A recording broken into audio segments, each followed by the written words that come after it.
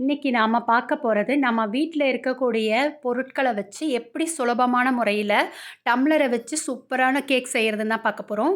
3/4 cup அளவுக்கு சர்க்கரை எடுத்துக்கிறேன்.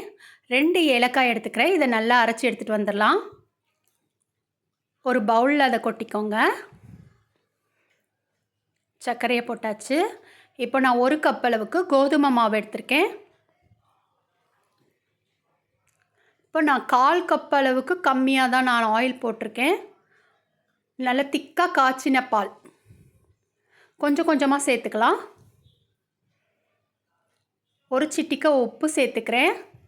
நம்ம வீட்ல இட்லிக்கு சோடா மாவு போடுவோம் இல்லையா? அந்த சோடா மாவு ஒரு 1/4 ஸ்பூன். இப்போ ஒரே பக்கமா நல்லா கிளறிக்கோங்க.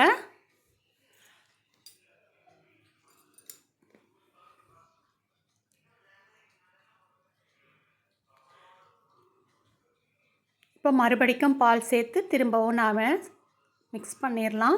நான் 1 டம்ளர் பால் சேர்த்தேன். கரெக்ட்டா இருந்துச்சு. கொஞ்சம் கொஞ்சமா சேர்த்துக்கலாம். தேவைப்பட்டா சேர்த்துக்கலாம். பேட்டர் கரெக்ட்டா இருக்கணும். ரொம்ப தண்ணியாவும் இருக்கக்கூடாது. ரொம்ப திக்காவும் இருக்கக்கூடாது. இந்த மாதிரி தோசை மாவு பதத்துக்கு இருக்கணும். இப்போ நான் வந்து குட்டி டம்ளர்ல தான் செய்ய போறேன். இந்த மாதிரி டம்ளர்ல ஆயில விட்டுடுங்க. ஃபர்ஸ்ட்டு ஃபுல்லா ஆயில் அப்ளை பண்ணிக்கோங்க. அதுக்கப்புறம் மேலே கோதுமை மாவு தூவிக்கலாம். எல்லா இடத்துலையும் படுற மாதிரி கோதுமை மாவை தூவி விட்டுருங்க. இந்த கேக் எல்லாரும் குழந்தைங்கலேருந்து பெரியவங்க வரைக்கும் எல்லாரும் சாப்பிடலாம். நான் பாதி அளவு தான் ஊற்றிருக்கேன் பாருங்கள். ஃபுல்லாக ஊற்றக்கூடாது. இதுவே நல்லா பொங்கி வரும்.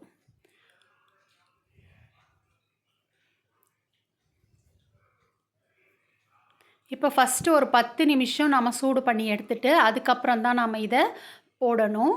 ஒரு ஸ்டாண்டு வச்சுக்கிட்டு ஒரு தட்டு போட்டுக்கலாம். அதுக்கு மேலே நம்ம கேக் டம்ளரை அடுக்கி வச்சுருங்க. இது ஒரு 20 நிமிஷம் லோ டு மீடியம் ஃப்ளேம்லேயே வச்சுக்கணும். ஹை ஸ்பீட் வைக்க வேண்டாம். 20 நிமிஷம் ஆயிடுச்சு. சூப்பராக கேக் ரெடியாகி வந்துருச்சு பாருங்கள். ஒரு குச்சி இருந்தால் எடுத்து விட்டு பாருங்கள். ஒட்டாமல் வந்துருச்சுன்னா கேக் சூப்பராக ரெடி ஆயிடுச்சுன்னு அர்த்தம். பாருங்கள், ஒட்டவே இல்லை. இதை அப்படியே ஒரு 5 நிமிஷம் ஆற விட்டுடலாம். இப்போ நல்ல கேக் ஆறி வந்துருச்சு. சும்மா லைட்டாக கைகளால் ப்ரெஸ் பண்ணி விட்டாலே சூப்பராக வந்துடும் பாருங்கள்.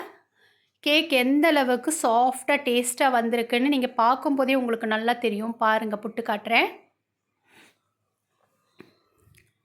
எவ்வளோ சூப்பராக சாஃப்டாக இருக்குது. புட புட அப்படியே சூப்பராக வருது பாருங்கள். எந்த அளவுக்கு சாஃப்டாக இருக்குது. வெறும் கோதுமை மாவு வச்சு தான் நம்ம செஞ்சோம்.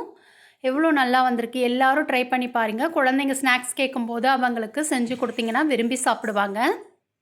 பாருங்கள் எந்த அளவுக்கு சாஃப்டாக இருக்குது. அப்படியே வருது பாருங்கள். அதை வரும்போதே நமக்கு தெரியும் அந்த கேக் எந்த அளவுக்கு நல்லா வந்திருக்குன்னு சொல்லிட்டு. நமக்கு அடுத்த ரெசிபியில் பார்க்கலாம். தேங்க்யூ.